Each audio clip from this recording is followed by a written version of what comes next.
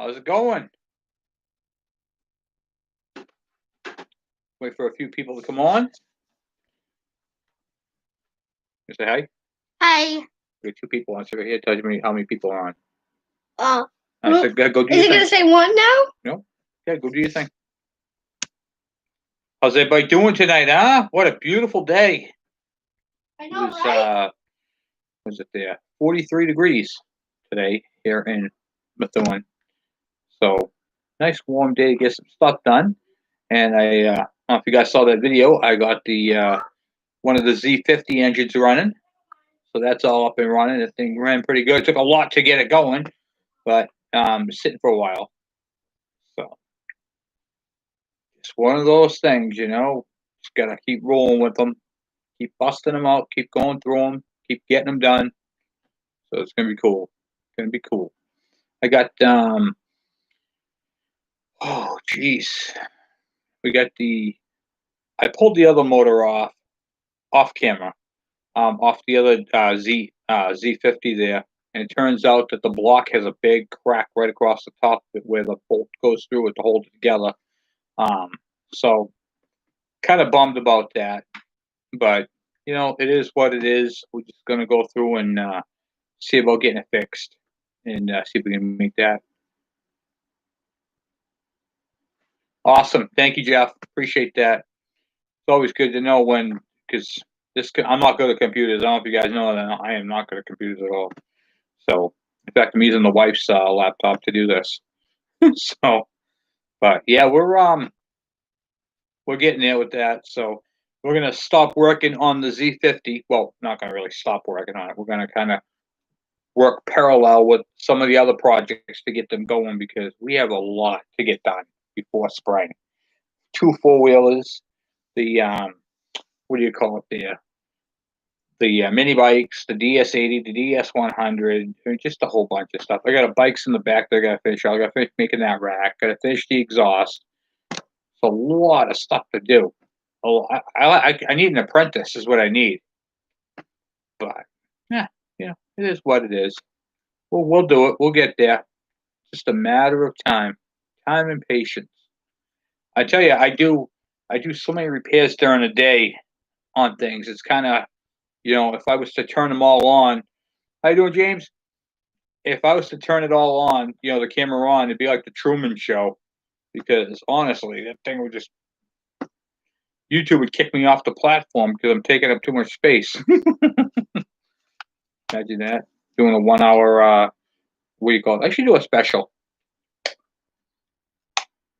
I was actually thinking about taking you guys on a deal with me when I go do like a deal. I was thinking about doing a video on taking you guys from start to finish. I mean, obviously, turn the camera on when I'm in the vehicle, getting ready to go, and then when I hit the road, stop the video, and then show you at the end of that. Cut out that space in between, and then show you guys the art of the deal. What I look at when I'm looking at bikes, on the road. I see a lot of bikes. I come across a lot of bikes, and sometimes people just want stupid money for junk, and you really got to kind of talk them off the edge. And I show you guys how to do that. The other thing is you really got to know what the bikes are worth to you. There's 2 types of value. There's book value, what the bike is actually worth, and then there's what it is worth to you. And that right there kind of goes hand in hand. I mean, at the end of the day, you're going to have to not only shell out the money to fix the bike, buy the bike, but you also have to shell out the money to fix the bike. Which, if you're paying top dollar for a bike that's not working, you're going to have to spend a little extra money to fix it. Hey, Kevin.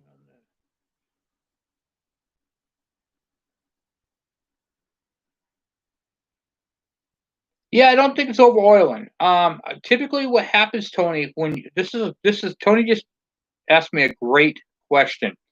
He's getting oil on the MC1. He's got a 90, and he's getting oil around the exhaust and around the cylinder head. Typically, what that is, it's not an auto. It's not the oiler. What that is a restriction in the tailpipe. So a two-stroke is going to have oil in the exhaust stream. Okay, that builds up on the sidewalls. When you have a clogged exhaust and the exhaust, you know how I forgot what they call it, but when it like reverbs back to the engine, that extra oil is carried in that. Okay, so I would start off by cleaning the exhaust tip and seeing if that fixes your problem. And also on the oil part, to verify that that's not the problem.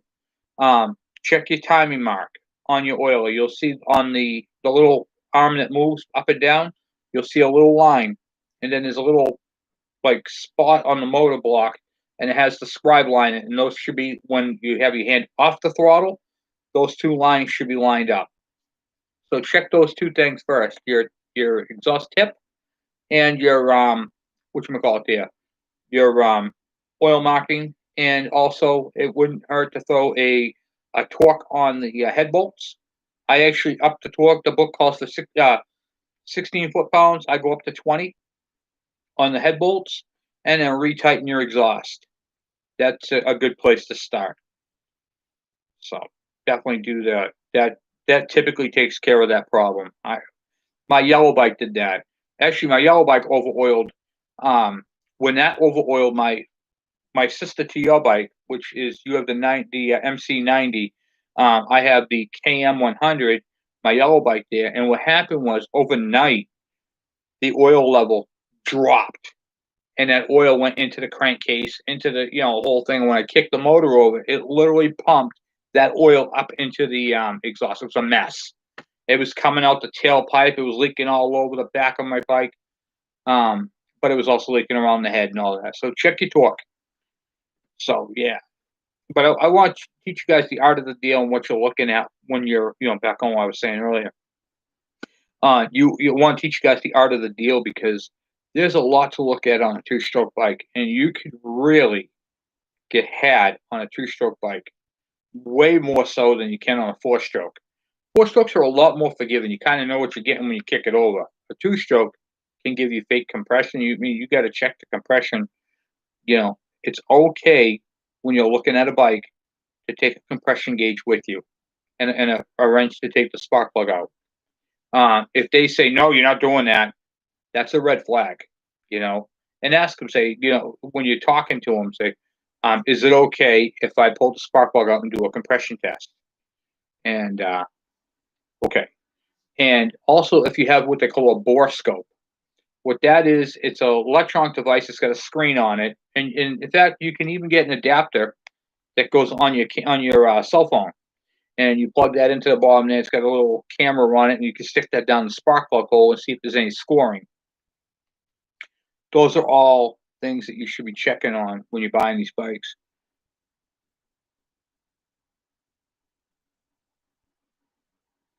Now, James, do you still have those bikes by any chance? Those are awesome.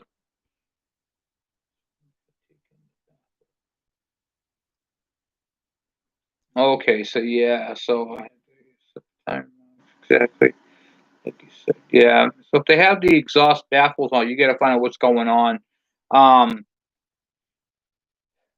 a lot of soot and a lot of oil. It could be a stuck ring, So what I would suggest doing at that point, if the baffle is off and you're still getting oil coming out the exhaust, what I would do is I would take the whole exhaust off and look inside the exhaust port. And typically, what you'll see is the blacking around the piston, around the top ring, and or either ring, But you want to push on them straight in and out and see if the piston ring actually moves. So, because if you can move that in and out, that means your rings are not seized. But you also want to make sure that you have, that you're not getting what do you call it there? What was I saying? It's just an abundance of oil in there, which could very happen. 1960. Oh wow. Yeah, I bet you do wish you. I wish I had that bike. Yeah. Oh, I bet. I bet. Yeah, those are nice bikes. You can they're everywhere. I mean, you have to, James, keep your eyes open. When I'm looking for bikes, I check Facebook Marketplace. I check it's Offer Up now. It used to be Let Go. Now it's Offer Up. I check Offer Up. I check Craigslist, even though Craigslist is kind of dying out, you know. And when you're looking at a bike, you have to ask some questions. And I'm going to teach you guys all about that, the way I do it, and that way I kind of know where I'm at. And always tell people, even if you're not a mechanic, tell them you're a mechanic. Okay, tell them I'm a mechanic. Just tell me what the problem is. Don't I'm not gonna be afraid. By saying this line, okay, now I'm a mechanic, so it's okay. But for those of you guys who are not mechanics, tell them, say, listen, I'm a mechanic. You're not gonna scare me. What's going on with the bike? What happened to it? And they'll tell you often when you tell them that. Oh, okay, you're a mechanic. Yeah, okay, yeah. Well, I was on the bike, and I did this, and I power shifted it, and then it made a clunking sound, and well, now it doesn't shift. Oh, okay, so it's not the clutch, you know? So things like that.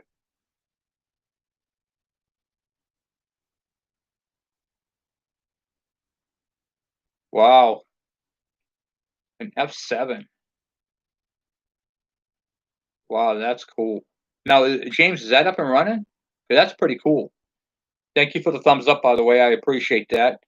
Thumbs up. I want to talk to you guys about that too. Thumbs up on the channel, guys. That puts the channel in a higher, what the heck they call algorithm, whatever that means, and then it gets.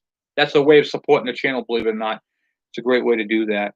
So anytime you guys can do that, that's wonderful. When you're watching the video, throw a thumbs up if you like it. If you don't like it, I mean, obviously don't throw a thumbs up, throw a thumbs down. But I do my best to get out there and get you guys that information. Man, I was kind of bummed. Had to do the check the valves on that motor today. Man, it just I went to upload, it said error and all that. So,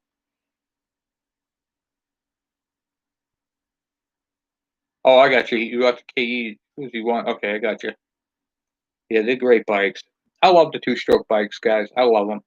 In fact, when I was talking about earlier, I know some of you guys just came on here. I see the numbers climbing up. Working on the Harvey Spooner bike today, and the rear mount that the bolt that goes all the way through. Oh, you just hit a subscribe with your head. You can't do that, buddy. Alright. Jeez and crow. All right, there you go. Thank you. So, anyway, all right, come on, enough now. Why don't you go play? The bolt was the bolt mount was broken, so I kind of want to fix it. But then again, I kind of don't, because this gives me an opportunity not to put that motor on a bike. And you're probably thinking to yourself, why would that be an opportunity? Because I have something that I got from Harvey Spooner as well. I happen to have that MB5 Honda engine that I think would be nice on one of those little mini bikes. It's a 5-speed, 50cc, but it's a two-stroke. I think that would fit in my family a whole lot better than one, because I'm going to have two of the same bikes. Why not make one different? BSA is a great bike. I really haven't got into the BSAs. I like how smooth the case looks, how nice and round it is. What do you call it there? Now those have, James, those have a right hand shift on them, right? I believe those are right hand shift, like the Triumphs. They're pretty cool bikes. They have the ticklers on the carburetor. So for those of you guys who are not familiar with ticklers, they're these little rods on each carburetor. They stick up, and the bikes don't have chokes. They're what they call ticklers, and you push those down until fuel comes out, and then that's your choke. It's basically a primer, but you're not priming it. You just hold them down until a little fuel comes out, and then that's it. And then you fire them up. Yes, I wasn't sure what the name of those carbs were. Yeah, they're pretty neat. They're pretty the the BSAs and the Triumphs. Those are pretty cool bikes. I really didn't get into the British bikes. Um, I kind of really just resonated towards the Japanese. I love the Japanese. I love all four, the big four, the Hondas, the Yamahas, the Suzukis, and the Kawasaki's got my heart. I love the Kawasaki's. Um, but yeah, they're great. Oh wow, that's cool. Yeah, those are some big money carbs. Get yourself an ultrasonic cleaner and go through them all. Um, yeah, there's a lot. So let me know what you guys think about that. And in fact, I'm not going to introduce what I just told you until later on, maybe 2 to 3 videos from now. So this is kind of a sneak peek on that Harvey Spooner bike, because I'm thinking an MB5 motor would be amazing on one of those mini bikes. Just a thought, 50 cc's. I could do this all day long. I think it'd be a great build. 5 speed, keep it the way, keep it the way it's supposed to be, with the clutch and all that. I think it'd be a great bike. And both bikes came from Harvey Spooner. It's kind of a win-win thing for me, you know?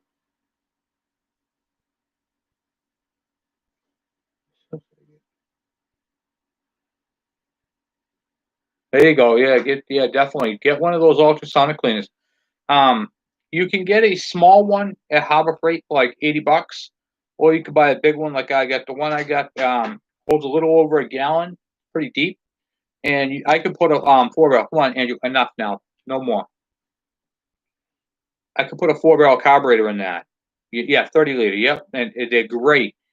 And you can literally put like when I was building that spare motor for the I had a whole bunch of parts, and I had this one engine for the KV75, and the motor was just crudted up. I was able to put those cases into my ultrasonically. Now the whole thing didn't fit in there. It's not that big, but I was able to put the front part in first, ultrasonic clean it, take it out, flip it around, and stick the back end in, and that got the whole motor nice and clean. Really hot tanked it. Turned it right up, let it do its thing, and pretty cool. And what I'm using for a mix in my ultrasonic cleaner is I'm using a couple of ounces of simple green to the rest of water. They do make a parts cleaner for carburetors. It's like $44 a gallon. It does. The simple green works great. Purple power, that all works great. You can use all that stuff. Doesn't matter what you put in there for a cleaner. If you put it in there too long, it's going to change. It's going to It's going to take the nickel plating right off, and you're just going to see the copper. Yeah, you can on mine. I can take my KV75 motor. I took the studs out, the 4 studs for the cylinder. I took that out, and I could stick that whole half the case in there. In fact, on one of my videos, I have that on there. You'll see it. I ultrasonic cleaned it because I ended up with so many parts. I was able to make an extra motor. So now I got an extra motor if one of mine goes. You know, but that's the best way to do it. I can also put a KE100 motor in there too, same way, half and then half, and it works out pretty well. So yeah, ultrasonic cleaners is a way to go. But yeah, I've been really thinking about that today when I pulled that motor off the frame. I was like, you know what? A 2-stroke Honda mini bike. I think that would be. I haven't seen one. I haven't seen anybody do that, and I think that would be a really cool build because I have you just well the MB5 is an expensive rare bike. Plug, I don't know what you mean. Take the 2-stroke 50 and put that in place of a 4-stroke 50, and then where the side cover is, it's the same place where the oil tank goes on the Kawasaki, and I could put that on there. Or I might even see if I could find a different style, but and it would work. It would work. In fact, the air filter would work as well. The 2 back mounts are in different spots. I'd have to modify the frame. That one I would have to. But when I do builds, I set my foundation, and the criteria is what it has to be. All right. So like on the Harvey Spooner bike, I would want it to be a motor that I got from Harvey Spooner. Now, early on, I got some videos of the MB5. So if you guys want to check those out, you guys can see what the MB5 is. Honda. It's a 50 cc street legal moped, basically. It's a 5-speed with a counterbalance shaft. The motor, well, you can hold the motor and it's not going to vibrate. It just stays idling perfectly because it's got a counter shaft in it. It's super balanced. It's a 5-speed standard with a clutch. So my thought was make that bike that with that motor. Excuse me. Put that on there. I think that would be a great build. Oil injection, keep it the same. Don't change anything. So I will keep the motor, and the motor's 12 volt. So I will make it a 12 volt bike, which is what I would do anyway. It's a CDI bike. So it already meets my criteria. It's a CDI bike. It's a 2-stroke. It's oil injection.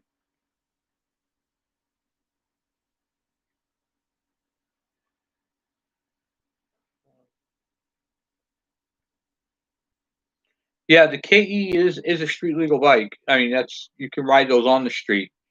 The is yours been what kind of KE do you have? Like, has it been all the lights taken off of it? Because those are, you can get all those lights and stuff. That's a 6-volt bike. I made mine one of mine 12 volt. That was fun. It's nice to be able to do that when you're sitting there going, okay, what do I want to do today? I want to take a bike and I'm going to take the electrical out of it and make it 12 volt. So it's pretty cool. I love doing that type of stuff. I'm just crazy like that. So yeah, man, can you believe it? This is Christmas week already. And I was looking at it, I'm like, wow, we've already done quite a few of these whatchamacallit there. Live chats. It's pretty cool. Okay, yeah, so it's got all the lights. That's street legal. When you say top end, you mean like more power? Because a 175 is pretty powerful. It's a pretty nice bike. I mean, there's a lot you can do to that bike. You got a lot of wiggle room on the 175. In fact, I was thinking about picking one up this summer if I could find one, reasonable. Because we got the 125 on the channel, so I like to do something a little bit different. What does it mean when my KD80 starts puking oil out everywhere when I turn it off? Are we talking engine oil or are we talking 2-stroke oil? Like, where's it coming out of? Because they typically don't puke out. If you change the oil, a lot of people put a whole quart in there, and that'll puke it out. Yeah, it depends on where it's puking it out from. That's kind of a open. I'll need more information on that one. Is typically on a bike when you put too much oil in the when you do the oil change, a lot of people are like, oh, I think it takes a quart, and it doesn't take a quart. It takes less than a quart, and then what happens is it'll just blow out everything. It'll come out seals and everything because it has to relieve that pressure. And in the back of the motor on the KD80, on the back, so you get your top motor mount bolt up top here, and there's one down bottom here. But in the middle, on towards the top, so if you're looking at where the middle is, where the two halves of the case meet, there's a little square hole in the motor. That's the vent. If that vent is plugged up, it's engine oil. I mixed my own. Oh, that's not good. You don't want to be mixing your own fuel on those. Yeah, that's an oil injection system. And what do you call it there? That oil injection system is used for the rotary valve and for that main bearing. And when you mix them, yeah, that's not good. So you could, I mean, is the oil coming out if you're sitting on the bike, the right side or the left side of the motor? And I would definitely hook that oil injection system back up because it is literally the way to go. It's been around for ever and a day. It's a great, great, great system. Yeah, that's doozy. You definitely want to straight out the bottom. Oh, if it's leaking straight out the bottom, check and make sure your plug didn't fall out.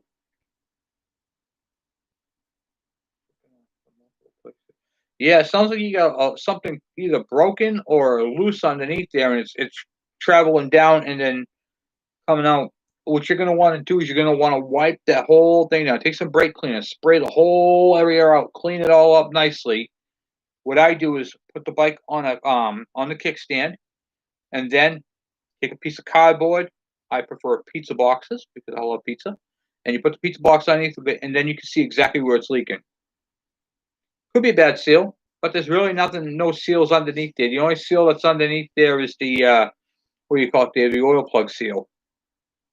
But if it's puking out someplace, I mean, you could have blown out the seam gasket, you know. Um, Typically, what happens with them is the oil travels from someplace higher and travels down. So what you're gonna want to do is clean the whole block, clean the whole engine where you suspect it's leaking, and then try to follow it up.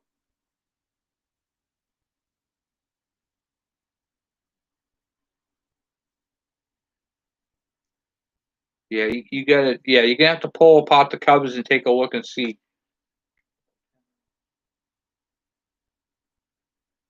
Hmm. Yeah, I would definitely take all your covers off. Take your oil injection cover off, your carb cover, and your chain, your chain and magneto cover, the three covers off the motor. Keep them off, clean the whole thing, and then see if you can see what, narrow it down.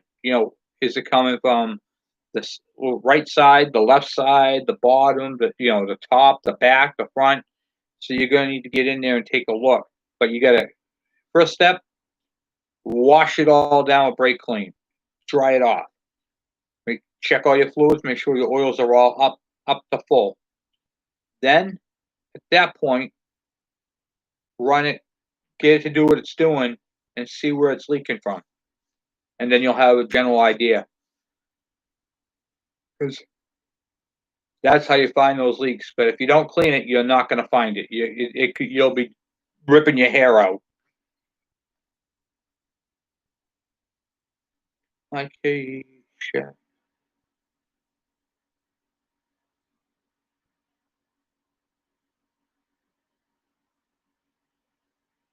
Well, that's a lot of damage.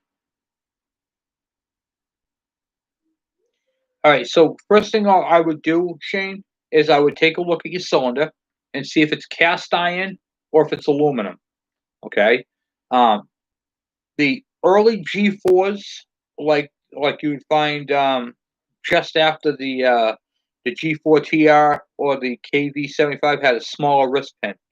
But other than that, the pistons are easy to get. You can get them right through Wiseco, which is they make great quality pistons. They've been around. They make pistons for cars, trucks, dirt bikes, motocross, and everything. So pistons are easy to get.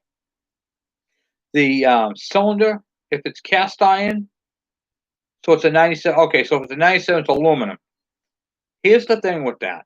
All right, if it destroyed the cylinder, if it just scored it, you're okay. If it nicked it and all that type of stuff, you're gonna have to get a replacement one. Can you email me some pictures too?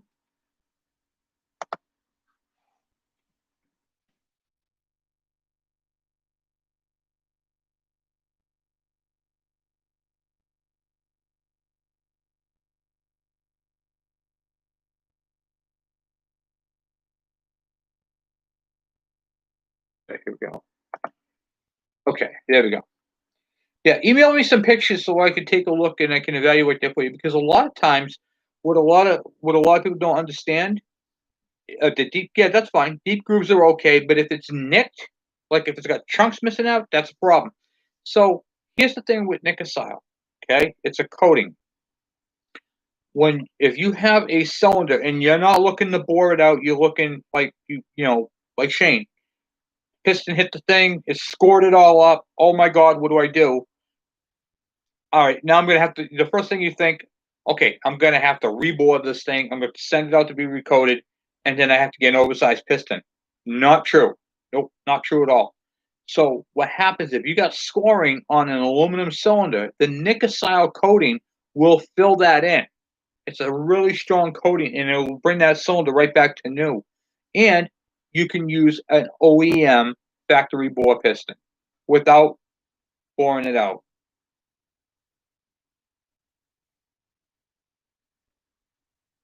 I believe they do it. I'll have to check on that, James. They have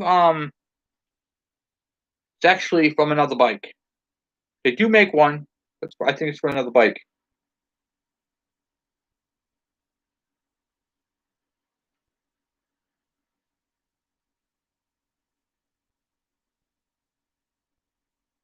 So if it only runs on starting fluid, that means it's not getting fuel. On your bike, what you're going to want to do, here's what I would do first with your VT700C. Okay, it starts on starting fluid, and you clean the carburetors. You know they could. No, don't. I'm not. You already cleaned the carburetors. The carburetors are nice and clean, but it only starts on starting fluid. That means your carburetors most likely are not getting fuel. So here's what you do: you take the fuel line off, put just a regular, a extra foot fuel lines on each one. Okay, you got 2 carbs. Take a little bottle of fuel and fill up that fuel line on both of them. See if it starts. If it starts, then you know your petcock is clogged. Or on those VT700s on the petcock on the tank, they had a vacuum pole. So you have your fuel lines going down your carb, and then you have a vacuum line that goes to your intake boots. So when the piston travels down, it creates a vacuum. It pulls on that vacuum line, and it goes up there and open a diaphragm and lets fuel go through. If your engine is not getting vacuum, okay, or if the vacuum lines have been capped or not used, that petcock is closed, and you're not going to get fuel. So check that first on that.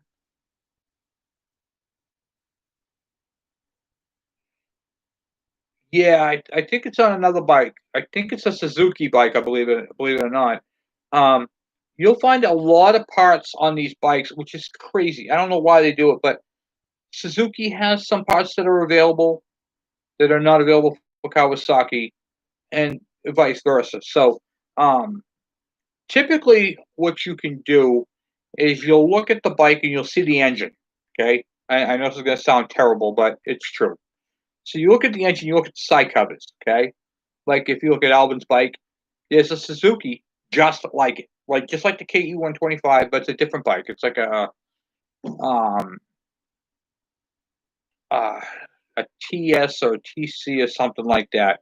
Anyway, it's the same bike that Alvin has, and the parts are available for that bike, but not for Alvin's, and they're the same bikes.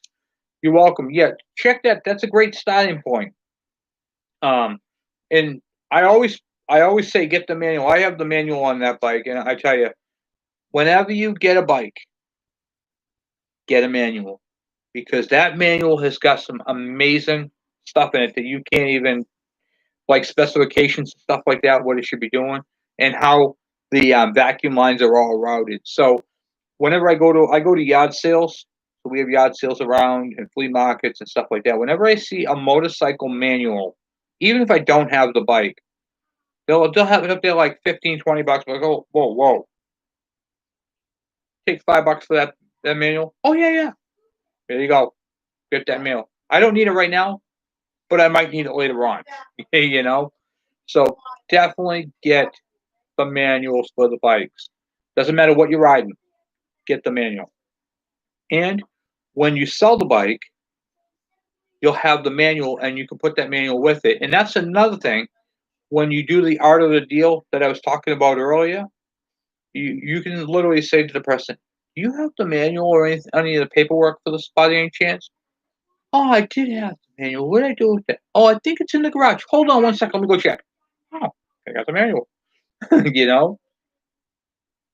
Yeah, the factory manual and the parts list are huge. If you can get your hands on any literature on your bikes, this will help you. And oftentimes, you'll notice that when you go looking up a part, or like James, you have the factory parts list. Okay, you'd be like, okay, that part didn't come up with that. Well, how come I have a different listing? And then you can use the original part number to look up that piston, because what they do is they change. Okay, they update it. So, like, say you're what year's your bike? A 76. Okay, so say in 76 they had one part number, and 77 they might had another one. Okay, the part number changed, so you might not be able to find cross reference the first piston, but you can the second one. You know what I mean? Yeah, the manual is great to have. Get the manual. Get the manual. Always get your manuals. Paperwork, literature, whatever you can find on, even if it's a flyer, because a lot of them will have your clutch adjustments, how to do it, all that stuff. I always save all that, and I never get rid of it. It's a library, unless I get too many of them. Like I got 4 Yamaha Virago manuals because I got bikes and they came with them. Yeah, pretty much. Yeah, 76, 78, the same thing. But in between there, though, they might have changed the part numbers, on certain things. So it's always a big thing. Get your manuals, get that type of stuff because it comes in handy. And I use mine. I've been doing bikes for 30 years, and you can't remember all the specifications, unless you're doing it that particular model, that particular bike every day. It's impossible, I mean, I know how to do clutch adjustments off the back of my hand. I know how to do the clutch adjustments the way the book shows you, and I know how to do a speed clutch adjustment. They are different, but you end up with the same result, you know. And I try to when I'm on the channel and I'm doing a clutch adjustment, I'm doing it by the book. And if I'm doing it like on Harvey Spooner's bike, okay, I could tell by looking at the clutch adjustment. I know this is going to sound terrible, but I've been doing it so long that I looked at the clutch adjustment and go, "That's perfect." But he's got all the slack. I'll take the slack out from that slack adjuster, and then I should have a perfect clutch. And I did. It was dead on. So I was happy with that. And then at that point, I don't have to worry about the clutch adjustment. But that comes along with when you're doing it for so long. You can just look at things and go, okay, that's not right. You'll know when things aren't right. When you try to do it by the book and you're trying to adjust it by the book and nothing is going your way, something is wrong.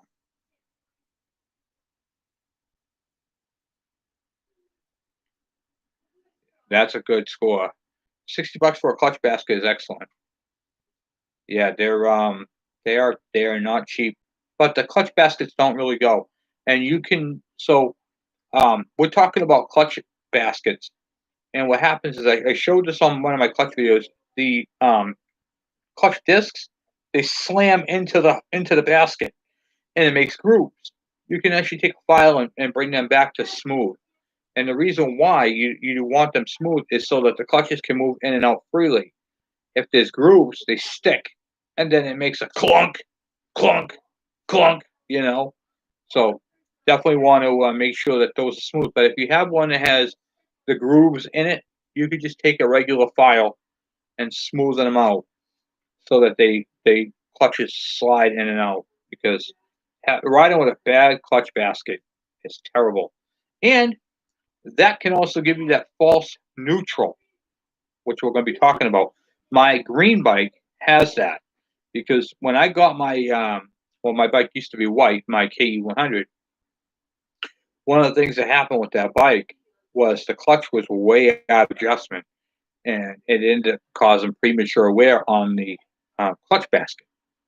So I actually have a false neutral, and what that is basically the clutch is sticking, and it's not going into like you move the gear shifter, you're in gear, and then the clutch finally snaps and lets you, then you go. So it makes you second guess yourself. So that's part of that false neutral. Okay, there's not a whole lot that goes on with that. It could be a bench shift fork, but typically it's the clutch basket that's at fault. It holds the clutch open and it slips right there, and it makes you feel like you're not in gear because you're not.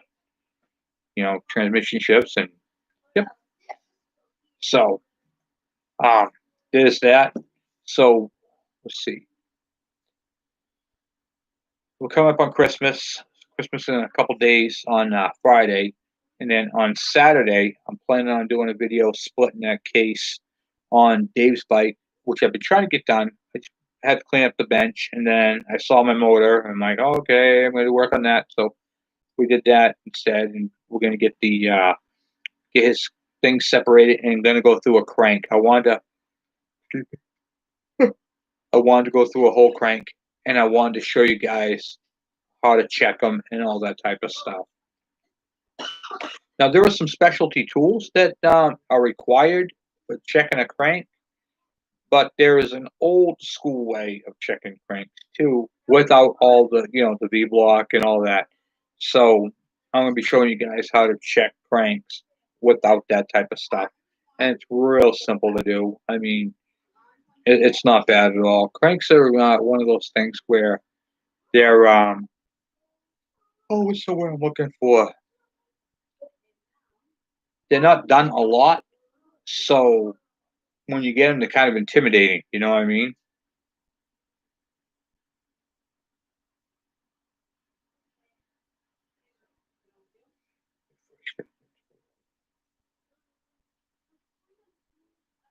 Well, it depends on the bike. The bike is going to tell you where it wants to be. Um, you basically when you're shifting, you want to make sure you want to yeah, you want to make sure that the bike is happy, and you can hear the RPMs. Okay, you oh yeah, I know the bike cranks. You just want to. It doesn't really have an RPM setting per se. You'll hear the bikes. You want it to be like a silhouette. Like click, click. Um, if the bike is lugging, if it's lugging, you're shifting too quick. So if after you get into a gear and the bike's whoa, whoa, whoa, whoa, whoa, whoa, whoa, whoa, you're like, whoa, okay, I'm in the wrong. I'm obviously too low, and you want to make sure. I don't use the transmission to slow the bike down. I don't load the engine up like that either. So you basically just want to ride it to the rhythm of the RPMs, and you'll know when it's happy and when it's sad, and then you'll adjust your riding style to that. Um, I had two Viragos, and the shifting was different on the RPMs because of the way the carburetors were adjusted. The bike was happy at one RPM, and the other bike was happy at the other RPM. Um, so it really doesn't go by the RPM. So if you look in the manual, there's an actual RPM range. Well, actually, it goes by speed, but you could do the same thing. RPM range. You know, you just as long as the bike is happy and you feel the power when you give it throttle, you get the power, and the bike's not lugging, you're good. You're in the right gear. That's really what it comes down to is knowing your bike, because I ride so many different bikes, and you'll learn their quirks, and each bike has its own personality. And I've said this before, and I mean it. Bikes have literally their own personalities. You can get on two bikes, and they can be two totally different bikes, even though they're the same year, make, and model. They're going to run differently.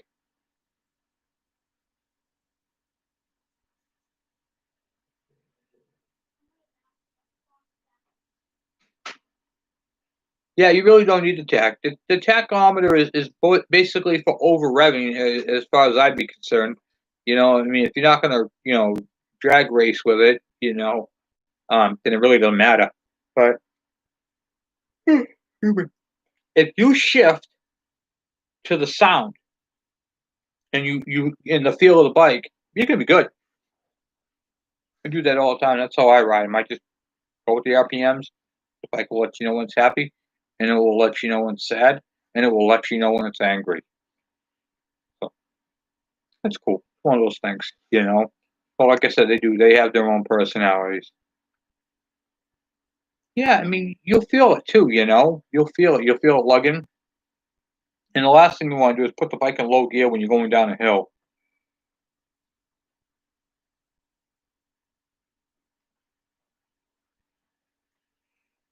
It'll stick. Yeah, that's an air leak.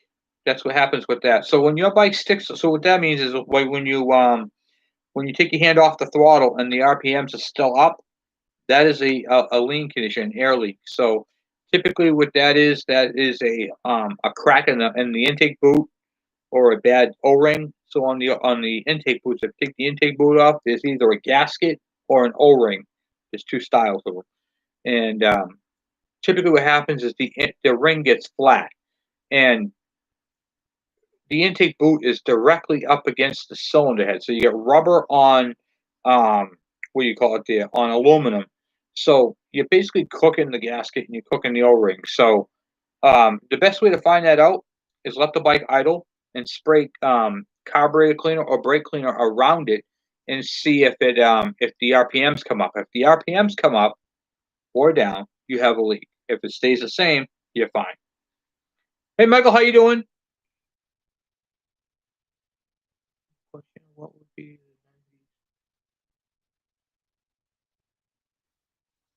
so with the uh,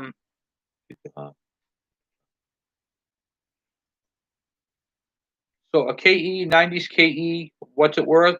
Well, there's two different things. If it's a 96 to 2001, it's worth a little bit more, and if it's below that, because that 96 to 2001 is a CDI bike. So typically, oh, you're welcome. So typically, what I value the bikes at is it's about a $1,300 to $1,500 bike if it's in a what do you call it? The 96 to 2001.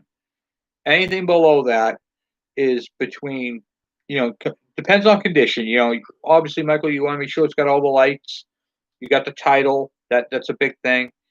You want to make sure everything is working on the bike. It's got the mirrors. It's, it's straight out. If it's got everything, all the bells and whistles, and the bike is in good shape, you're looking at about $900 to 900 to 1,000 on a KE 100. Some people try to get more for them, like $1,200. You can get that for them, but it's one of those things. It's like, you're really now you're asking kind of a lot because it's not a big bike. It's a scooter. It's here you go. That looks like a dirt bike. Here you go, bike. It's a motorcycle that looks like a scooter. It's 100 cc's. It's 11 horsepower. It's not. I'm not doing that right now. Can you fix I will after.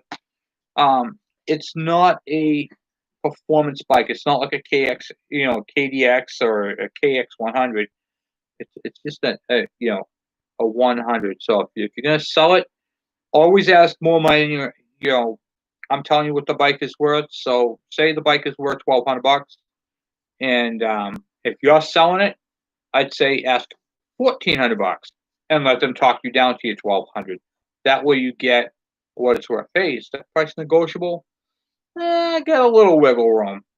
Oh, okay, all right. Thinking 1,000. I'll meet you in the middle of 1,200. Boom, you get the money you're asking for. That's pretty simple. What do you call it there? You want to make sure that when you're purchasing the bike, you're not getting screwed. So you want to make sure first question, do you have the title? Second question, is it in your name? Because I can't tell you how many people said, "Oh, I have a title, but it's not in that person's name." Then how are they going to sign it? They can't sign the title. So always ask those two questions. And oftentimes they'll tell you, "Well, it was signed by the original owner." Okay, well that's acceptable. That's okay. How you doing, Scott? They're doing a CDI conversion on my GT80. Oh yeah, that's a great. Yep. Good. That's a great upgrade. No, they're different. The RX-50, the CDI is not into the coil. So the coils are basically just regular. What do you call it? The 12-volt coils. They're not anything crazy. The MX-50. I'm not really sure about the MX-50. I think, yeah, if all those bikes use a CDI box, those coils are interchangeable. At that point, you can use a coil from a set of, a point technician would work on it, as long as it ain't built into it.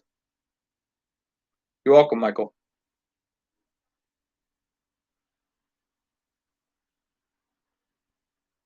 Yeah.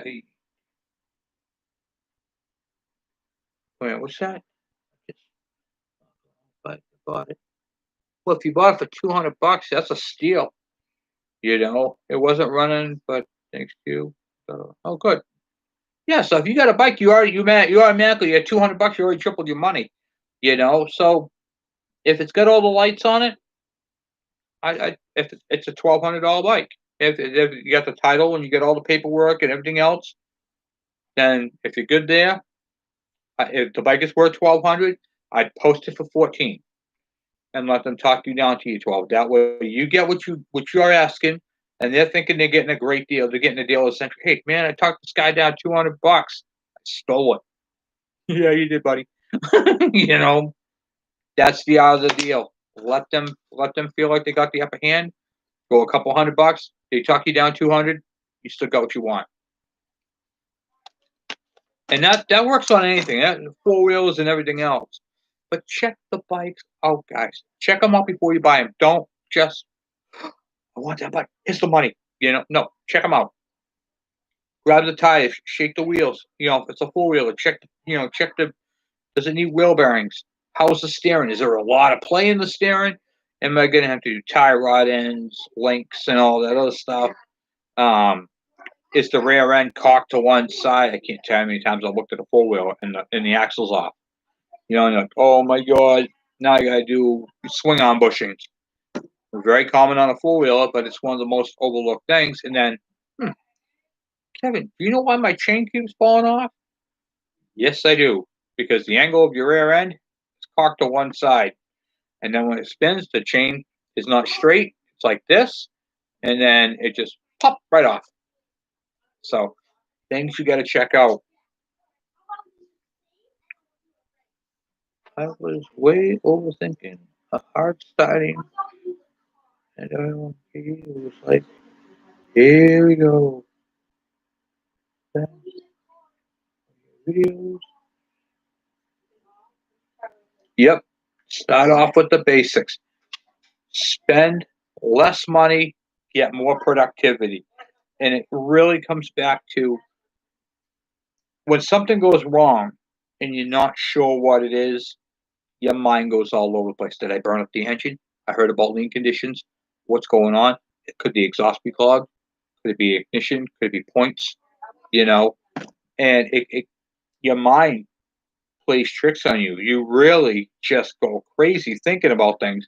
And that's why I always go by the rule. Change the most common stuff first. First thing you have to do, always remember two strokes, love spark plugs. It's a snack. Spark plug is a snack for a two stroke. Why? Because they burn oil.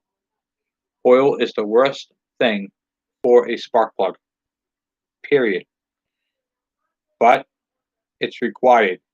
So the two don't really always get along, and that is why, because it's in oil. Yeah, seat covers are like $40. You know, get a nice seat cover, throw that on there, clean up the bike, get the dirt off it, pressure wash the frame and all that. How you doing, Jesus?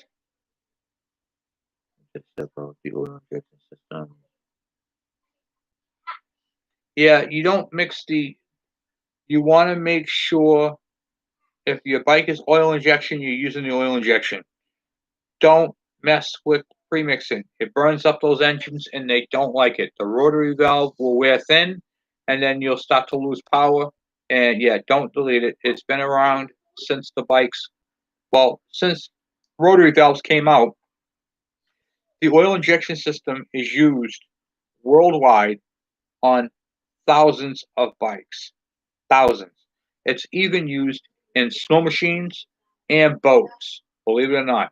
And the oil injection system has been around for a very, very long time. And it's also made by Mikuni, which is the top of the line carburetor. So they make a system that is designed to work with each application. Okay. The oil injection system is the way to go. Your bike is 11 horsepower. It is not going to have. It's not going to. You're not going to add any performance to it by premixing it. What you are going to. What happens though, if you ride these bikes on the street and you go to a gas station, if you're premixing your bike, you can't just go to a gas station and fill up the tank with gas. You just lost that. Okay, which takes the bike and brings the value of it down. You want to make sure that you have your oil injection system together and working properly. And then you want to check a couple of things before you ride the bike. So I check the vent on my oil tank, which is, if you look on the back where the seat is, you'll see that little tube coming up. That typically clogs up with spider nests. Make sure that's nice and clear. Make sure that the oil is flowing to your pump. And to do that, I use a clear, instead of that black hose, I take that out of there and I put on a nice clear piece of fuel line. And you can get that at any motorcycle shop. And typically they come in, you can get them in yellow, green, or blue. And I've seen some red. I try, like I did on Aaron's bike, I try to match the bike to the oil line and the fuel line, use the same line. And that way I can see the oil going down. Now on Aaron's bike, I had a problem with the fuel, the petcock. He bought a brand spanking new petcock off of eBay, and it was faulty. So when I went to that day he was coming to pick up the bike. I'm like, oh my god, what's going on with this bike? Overthinking it. Oh my god, I cleaned the carburetor. I went through this bike. The bike was running perfectly fine 5 minutes ago. I walked away, let the bike sit. Then I could start up. It ran beautiful. Okay, tank cap. Tank cap's got to be clogged. I take the tank cap off. I go grab the tank cap off my bike because I know that one's good. Put that on there. Same problem. Well, when I looked at my clear fuel line, I could see that the fuel was trickling down. It wasn't flowing down. I got to check this petcock off. Petcock off, took it apart, held it up to the light, looked through it. Guess what? It was plugged. I would not have found that if it wasn't for that clear fuel line that I put on. So make sure you hook up your oil lines, you hook up your fuel system properly. I use clear lines, and that is basically the way to make that bike so you can just glance at it and go, that's my problem. The oil injection, like I said, I use it on all my bikes. I swear by it. Every bike that I have has oil injection. Oh, you're welcome. I have videos on how to do that, and you can get the clutch. You can get that cable right on eBay. What you can do is if you go to partzilla.com, which is another great tool. And I said this last video. I know a lot of you guys haven't been on the last video, but go to partzilla.com and you can look up your application, and it's a parts breakdown on all your bikes. Every bike you own, you can go on there. Okay.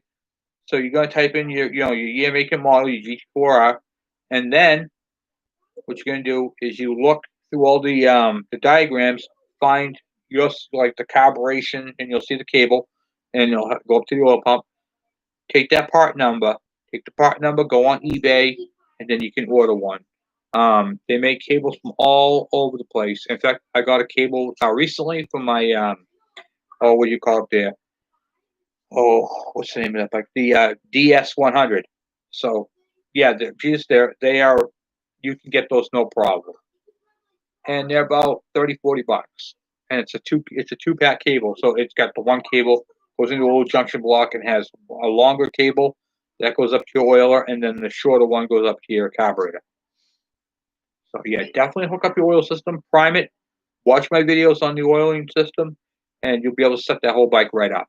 And then you go to the gas station, put in straight gas, and then you can put in 2-stroke oil in your reservoir, and then it mixes it for you, and you're all set to go. And then you can go anywhere. Then you're not limited by mileage or carrying a gas can to mix it in, And that's a pain in the neck. You don't want to do that. You definitely don't want to do that. So yeah, definitely mix. No, don't mix, but get your bike, the mixer all fixed. These are things that we do on the channel because these bikes are so cool. And keeping them original and keeping them functioning the way that they should be working is what I pride myself on.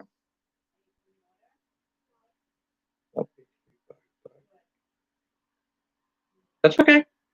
You still want the oil, the premix, because it's going to last longer with the premix. Not the premix, the oil injection. So you're not premixing, is what I meant to say.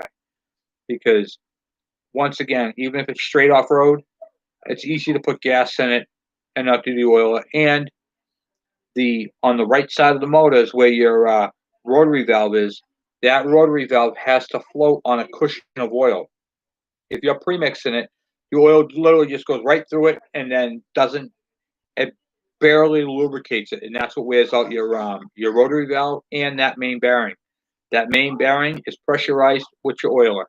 So the other side gets the oil from when it's all like kind of jogging around inside there and going up your transfer ports. That's how that bearing gets lubricated. But the one on the right, it has a hole right on top there and gets shot right with the oiler. So make sure you hook up that oiler, or else you're going to have engine damage later on. Doesn't happen right away, and that's the part that messes with people. It takes a while for that to happen. It's not an overnight thing. It's a gradual thing, because what happens, and it also ruins the rotary cover and the block, because now it's just metal to metal spinning constantly. Yeah, so you definitely don't want to premix these bikes. It's one of the, I get that question a lot. I can't even tell you how much I get that question, because your mind is set from two-stroke motocross, the KX100, the KX85 80, and then the oh no, I know you're not arguing. I'm using it as an example for learning for everybody. That way you guys know, because I want you guys to understand how it all works. Is what I'm trying to get across. Yeah, I know you're not arguing with me. I'm just trying to, relay that information to everybody so that everybody knows. Because it is literally, I get asked this question at least 3 times a day, and there's no lie. I got text messages that are crazy on this thing just from that. First thing that people want to do is get rid of the automatic oil because someone has a newer bike, and these are older bikes. These are, your bike's a 71, for instance. Okay, when you're dealing with a classic vintage bike, you want to keep them going. And two-stroke with the rotary valve is one of those things that are just faded out. You're not going to find another one today. If you found a two-stroke today, it's going to be reed valves, and those are all premixed. So you want to make sure that your bike that are oil injection, you want to do that. Now there are reed valve oil injection motors like my DS80, same thing. Those motors right there are more forgiving. If you wanna disconnect the automatic oil on a DS100 or a DS80 and premix it, you can do that fairly simple. But because the rotary valve is a spinning disc and it has to float on a cushion of oil, you really need to have that the automatic oil hooked up. It's definitely required. But excuse me, I'm tired. But if you had a DS80, like I said, you can bypass it, plug the hole, premix it in the tank, call it happy, and it will run forever like that. GT80, that's another bike. Reed valve engine, doesn't care. But anything that's two-stroke rotary valve needs the oil. And it could be a big horn, it could be anything. Got to have that. Hope everybody's excited about Christmas. It is coming up quick, guys. Santa's coming. We have our little Christmas countdown calendar. I don't know if you guys can see that or not. Got the big man.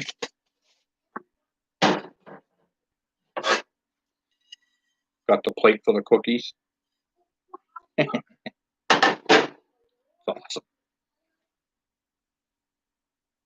Thank you. Yeah, the G4 TR is a great bike. In fact, I took a lot of that G4 TR stuff and put that on my KE 102 build that I'm building. Like the high and low transmission, I put that on my bike. And then of course I made it my own. So I put instead of having a 15 tooth in the front, I put a 16 tooth because I like that with the biggest sprocket in the back because I'm running a 15 in the back. That bike is going to be disc brakes, front disc brakes. You'll be seeing all that. Some of the stuff is from Yamaha, Suzuki, Honda. It's got the Honda MB5 gauges, which is that motor off the MB5 that I got from Harvey Spooner. So tired. Been working like crazy. Just a lot of repairs, guys. Wintertime is nuts with snow blowers and stuff. Generators, But yeah, no, they're good bikes. You're gonna have that bike forever, And once you get one G4 TR, you're gonna get another one. And there's a sister to your bike too. It's called the KV 100, which is basically the same bike. It just kind of took its place for a brief moment in time. So a lot of cool stuff out there, guys. A lot of cool stuff. What else we got? We're gonna finish up Dave's. I want to get his bike done within the month of January. I want to get that done.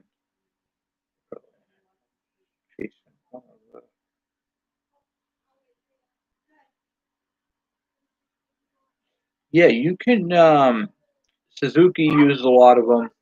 I don't have a part number, unfortunately.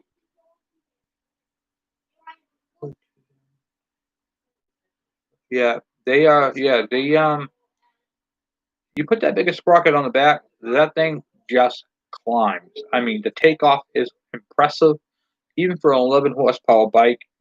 I'm I'm pretty heavy, and it will move you fast. 91 K plate, steel, full spare the parts.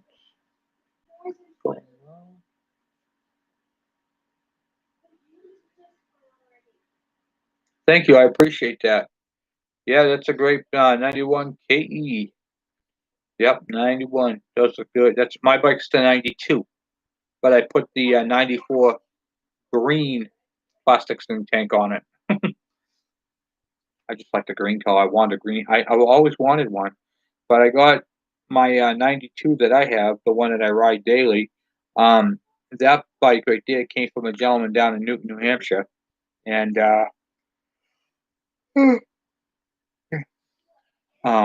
I went right through that thing. I converted over to CDI ignition. I did so much work to that bike. It's been nuts. You are very welcome, by the way. Um, I appreciate all these comments. I can't believe, guys, we are just 2021 is coming so quick.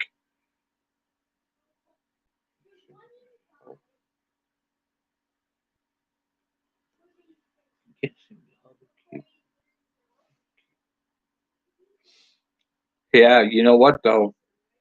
You, oh, the way that bike will climb, and it's so impressive. You put that thing in low. That bike right there, G4 TR, was designed for the ranch. And what they would do is they put that thing in low gear, and then they can go to the cattle, or they can go up those trails without high RPM. Just kind of go around without startling any of the animals. It's a great bike, and I put the high and low on my KE 102. Not for any particular reason. I'm not gonna climb with it or anything like that. Just to have it on there because it's so cool. And I'm going to do a different type of shifter on it. So instead of being with the cable, mine's going to have a little lever, and I have a lever designed for it. You'll see how I'm going to do it. It's going to be pretty cool. It's like one of the old Schwinn cables. Yeah, that's what happens. Yep, Can't do the premix. It'll wear it thin.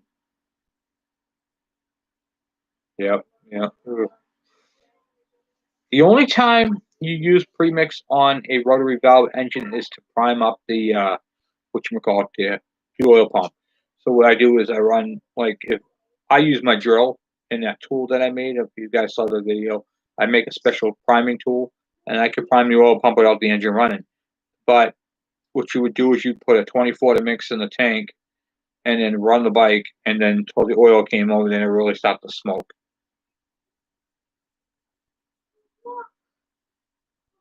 Yeah, it's pretty cool.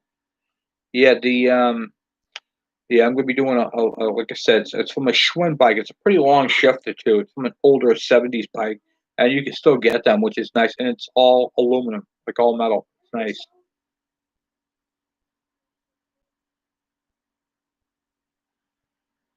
Oh yeah, that little 50 more. That Tony, that thing ran pretty decent. It took a while to get it going. Oh, geez. Yeah, and that's a four-stroke, so you don't need to what do you call it there?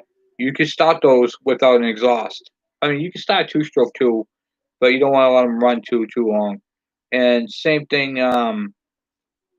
you can start up a two-stroke. In fact, I have a video. If you look at my Honda MB5 videos, you'll see that I had it strapped to a pallet, and I ran it for a few minutes without the exhaust on. Then I put the exhaust on it. You you're gonna lose power with no exhaust on a two-stroke. You have to have it. They will run, but they'll be loud and they won't have power. So if I was to put that on the bike without the exhaust, I'm going to create a lean condition, which could damage the bike at higher RPMs, and it will what do you call it? There, it will be no power, but it will run. Now the Hobby Spooner bike motor, the 50. Well, actually that was the donated one, but four strokes they don't. But on a four stroke, if you run without an exhaust on that at high RPM, you could burn up your exhaust valve. It'll overheat the seat. It's the same effect as if it was a lean condition. It just happens on the exhaust valve, and it'll turn that valve red. That thing will glow.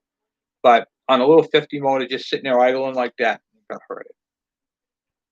I had to use a big clamp, 10-inch clamp to hold that to the bench. I couldn't get no power on it. And I'm like, okay, I gotta stop this by hand. And I actually got a mark on my hand from turning over so much. But and then I used it with a drill, and but it's good. It's gonna be a good bike. I don't know if you heard earlier, Tony. The other motor that's on the other bike has a cracked motor mount, so I'm gonna be putting a different engine on that frame. But I'm gonna get both of those bikes going. It's just gonna be a little longer of a process now, unless I can find another motor. I don't know. I'm up in the air with it. You don't know how it's gonna go. So, but yeah, we get some projects. The that little 50, that thing came out so nice. The intake valve, they pulled that motor off because it just stopped working. And it's what he said to me. He says, we pulled the motor off because it just simply had no power. And then it was awful. He goes, when it died, it was running, and it basically just came to a slow RPM and then lost power. And then give it throttle, it just didn't want to stay running, and then it died. And what happened was the intake, the jam nut loosened up, the adjuster screw went in, and basically held the intake valve open a smidge, and it was losing compression because I had like 90. At the first time I did it, I had like 90 pounds of compression. Then I put a little bit of oil in there. I got like 100, but I heard like a psst, psst, psst, every time I would turn that thing over. I could hear it in the carburetor. And I was like, what the heck is that noise? So then I sprayed a little bit of brake clean in there, and then when I pulled it over, you could hear the gurgle, and I was like, blah, blah, blah, blah, blah, blah. Ah, intake valve's open. So it's pushing the fluid back out through the intake valve. So I popped that cap off the top, loosened it because once it screwed in, it jammed it in. I backed it out, turned it back so I could move it up and down about 0.03 of an inch, and then jammed it back up again, and I had a little bit of play on compression stroke. And then I tried it again, and then it just popped right off. There we go. Good. Now we got ourselves a runner, boys. And I'm going to clean that carburetor one more time. I did clean the carburetor with the ultrasonic cleaner, but I didn't have it in there very long. I think I had it in there for like 15 minutes, and it definitely needs more than that.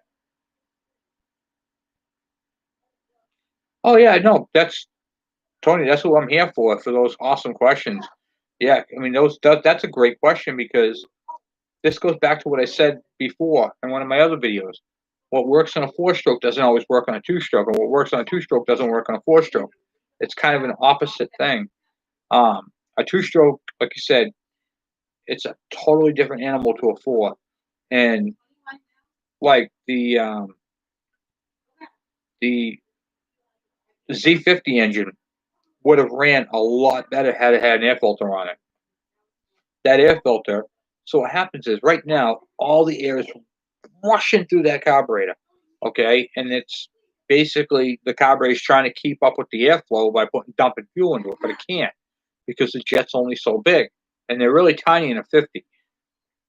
With the air box on there, instead of the air rushing through, now it's that air filter assembly slows it down. All right, it's going to slow down the airflow, and now the air going past that, the metering, what do you call it there? The metering rod is going to be slower, and then it's going to be met with the proper amount of fuel going into the intake. So if I put the air filter on that, it would have been better. Now on a 2-stroke, that's why you can't run those without the airbox, because now the air is going to go in there too fast. It's going to be met with a little bit of fuel, and now you have a lean condition. What that does is kind of like a torch. Have you ever used a cutting torch? You're trying to get that flame just right so you can cut through the metal. That's what's happening. When you have the air, no air filter, and the air is rushing in, and it's only picking up the little bit of fuel coming through the jet, that right there is like a cutting torch, and that's what causes detonation, because you're literally melting metal inside the engine when that happens. It's a lean condition, and it burns up and destroys engines big time. So definitely want to make sure on a 2-stroke you've got your air filter, your air box, and all that's in place, and there's an actual air filter in the box. And you want to make sure that the exhaust is complete to the specifications, because they're jetted, and you want to make sure that airflow and everything is 100% dead on, because if it's not, you're going to have some problems. And typically you'll know when you're starting to lean, because the engine will have a smell to it, like an odor, like this thing's heating up. Like, you'll know it's heating up, like, oh. And then you can't even go near the motor, like with your hands. I mean, it's just, it's radiating heat big time. And they're going to get hot, but it gets way hotter. Now you know you got something going on. So make sure you definitely keep that stuff all in check. And that little 50 would have, like I said, ran a lot better had it had the air filter, because it would have restricted it, and it would have been met with the proper amount of airflow.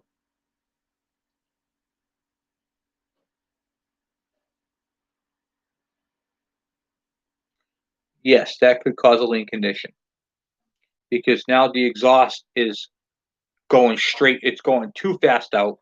There's no, I call it reverb, to knock some of the unburnt fuel back into the thing. Oh, thank you, Scott. I appreciate that. Very appreciate that. Thank you. Merry Christmas.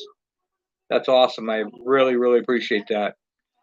Yeah, you want to make sure that the baffle is in there, because it will create a lean condition. The exhaust will exit right fast out there, and then what happens is when it exits out faster, it's going to suck in more fuel, and not more fuel, more air to compensate, and that creates a lean condition. And now it will burn up your engine as well. You want to make sure you have all that stuff in there.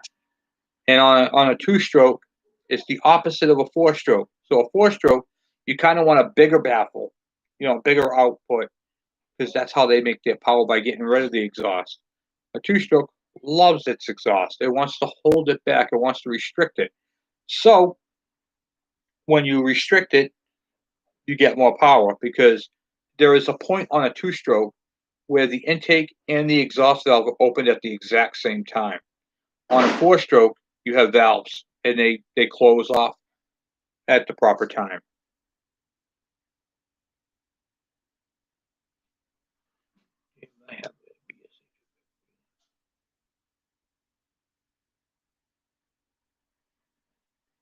Ooh, yeah, yeah, you bet. Yeah, that's hard when they don't close all the way.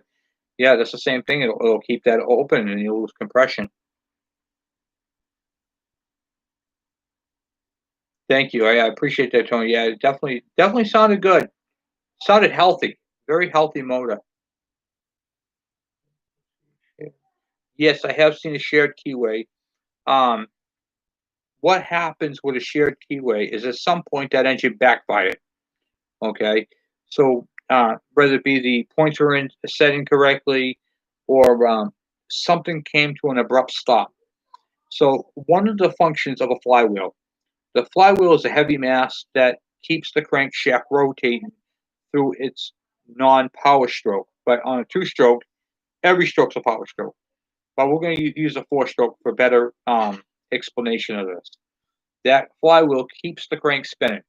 Okay, the crank got the power stroke and goes, but when the crank doesn't have power on it, the flywheel keeps that momentum going.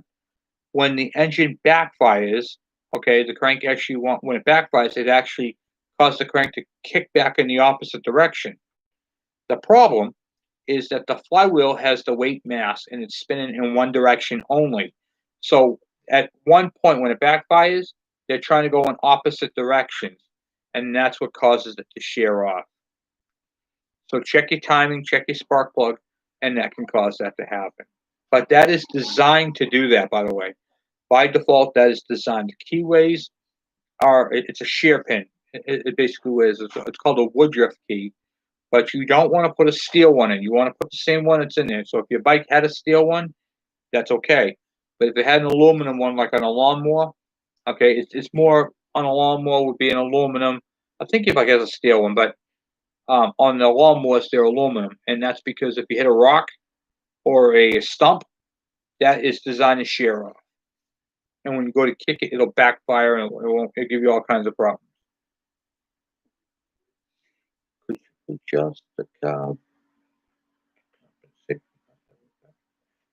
You could put in bigger jets and try that, but there really is no when you really need the baffle in there because that baffle what's happening is with no baffle you're going to lose power, and here's why: because your intake and your exhaust port are open at the same time, and what's going to happen is when the piston is pushing the bottom part of the piston pushes the fuel up the transfer ports, it's going to push it out the exhaust. Some of it always escapes out the exhaust, and that's why we have expansion chambers to kind of push that back in. Now, if you don't have a baffle, you lose exhaust pressure. That drops. So now the fuel is lost out the tailpipe and it's not coming back in. So what happens is you don't have a full burn. And that right there is what causes a lean and loses power. So by not having the baffle, you're actually leaving power on the table. It's not like a force. You can actually fabricate one too. You can fabricate one. Um, they're not all that hard. Screen mesh. I mean, literally, you could make one. Take a couple pictures. You can. Oh shoot! There's packing you can use. There's a few things you can use to do that.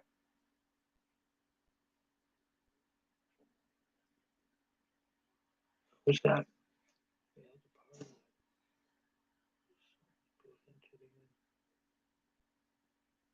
Yeah, it's rattling around. Yep. So you can extract that. Get a hook, pull that out, and then you can bring it down and have that welded back together. So if you have the tail part, you can have it slides out, and you can hear that piece rattle in, and you can pull that out. Thank you, Michael. I appreciate that. You're very welcome. You can actually weld those two together. So that's a pretty cool thing. You can definitely if you have the rest of it, you got to make sure you got the whole thing. So, yeah, definitely want to make sure you can have some type of or if you have that back baffle, then you can fabricate the rest of it and just have it welded together as well. And basically, it's just a smaller tube that fits inside of it with some packing around it and some holes. So you can take like a pipe, drill holes in it, and then put some packing around it, and that will create some restriction for you. So it's a very important thing to have some restriction back there. The excuse me 1 second, Laura. I had some of those. I had a handful. Sorry about that. So, some of the other things you can do with that too. You can put a bigger jet in. So, like, say your bike has like a 78 jet, you could bump that up to an 82. That'll compensate a little bit, but you're gonna be adding more fuel. You're gonna be losing more fuel at the tailpipe, but you're also gonna be adding more fuel to your fire. You know what I'm saying? So you can kind of compensate a little bit, but a baffle would be the best way to go. What else could you do? You could use a big washer on the back and reduce it down. You can do that as well. I've seen that done a few times. People take a big giant washer, like was it like a 1-inch washer, and weld that on the back there, so that it's reducing the hole. That would give you some back pressure as well, if you don't have the baffle. But it's still going to be loud. That's the problem. It's going to be loud, and until you get an actual baffle. Snuffer. I'm not understanding that, snuffer or not. But yeah, you can definitely do that. You want to make sure, like I said, air filter assemblies are intact, your covers are all intact, your carburetor is cleaned in your jets, and your exhaust is complete as it should be on the bike, and that's the baffle. Even if you put a baffle in it, you can still go up a couple on a jet, because your bike is actually restricted by government regulations to be knocked down on the power. So definitely a cool thing to make sure you do that, because you're leaving power on the table. Bring the bike back to the way it was factory, go 2 up on the jet, and boom. I'm running an 80 jet on my KE 100, my KM 100, and my KD 80 is running an 80, believe it or not. And yeah, you can do that. Install the dial.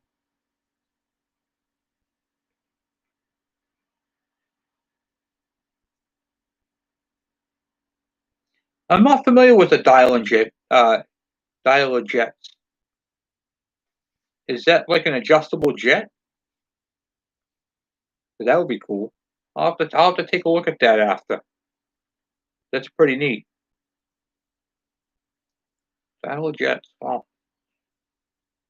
Yeah, I gotta research that one. I haven't tried one of those. Typically, the way I do the jets is I take the was it? Oh, I have I got one of those. They go into the front of the carburetor. I put one on my KE 102. I know. I call them power jet. Yeah, they're like power jet. Yeah, but they're adjustable. I know what you're talking about. That's not a main jet though. That's when they get the throttle. You're cranking, and then that dumps in more fuel. But you have to run it at a high RPM.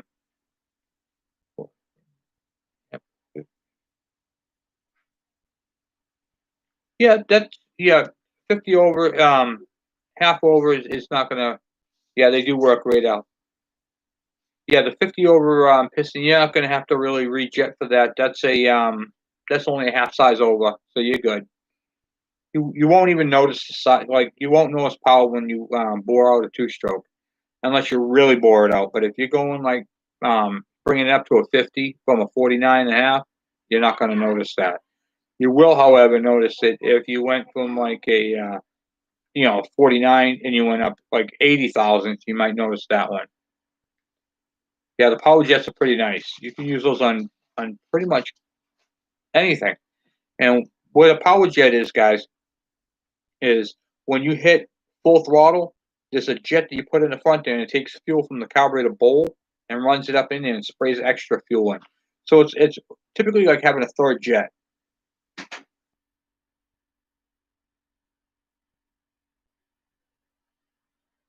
Yeah, I got you. Yep. Yeah, it's just twisted. Yeah, I know what you mean. Okay, I wasn't sure the terminology you use is stuff or not. Um, yeah, you want to be able to restrict that fuel, that exhaust coming out, because if you notice on a two-stroke, the idea behind if you here's a little tip for you. If you took a KM exhaust tip or a KD80 exhaust tip, it goes into like a long, thin, and then tapers off on the end to a really small hole. If you put that on a KE100, on a factory exhaust, that bike will fly. I mean, it just goes. It's crazy. It looks ridiculous. It sticks out past the license plate. But if you put that in the baffle, it goes. It's crazy. I mean, you add like 4 horsepower to that bike right off the top. It's nuts. And I did that with mine, tried it out, and I was like, wow, what a difference. I mean, it's all in the exhaust. It's how you do it. I did the custom exhaust where I took the baffles out and I cleaned out the exhaust and then put a regular tip on it. Man, oh, I lost power. I had to rejetted it. Now I got power. I'm using that on the KDE 90. So that's a pretty cool thing. The KDE 90 is a good motor. What that is KE 100 motor with a KD 80 piston and the G3SS cylinder, and it's a 90 cc's. I put a CDI ignition onto it and just beefed it up that way. It's been crazy. So, well, guys, it is 9 o'clock, and I'm going to let you guys go. Time for my bedtime. So, I just want to say thank you guys for hanging out with me on Two Stroke Tuesday. I'll do it again next week. And I want to say Merry Christmas to all you guys. And thank you, Michael, and thank you for the super chat. I really, really appreciate that. That was huge. I appreciate that. And Scott, thank you again for your super chat. I appreciate that. That was really, really nice. And once again, guys, thank you for all your support on the channel and helping us grow. And I really enjoy doing these super chats with you guys. I look forward to it. So, Merry Christmas, guys. Merry Christmas. Jesus, Tyler, James, thank you guys again. Had a lot of fun time, and we'll do it again next week. I can't believe you know what? Before I go, I just want to say something. Before, when I first started this, I was really nervous about doing it. And now that we're doing it, I'm very comfortable doing it, hanging out with my friends here, chit-chatting with you guys about bikes and what we love to do. And one of the cool things is these weeks have been flying by. Am I right here or what? I mean, Tuesday comes up quick. I'm like, man, good thing I didn't go with my original plan, which Mankini Monday. No, I'm just kidding. I wouldn't have done that to you guys. Mankini Monday. No, Two Stroke Tuesday is what we're gonna do. We're gonna stay with. But yeah, I had to throw that in there. So anyway, guys, I'm off for right now, and Merry Christmas. And well, I think I'll hold on 1 second before we go. Will I see you guys before?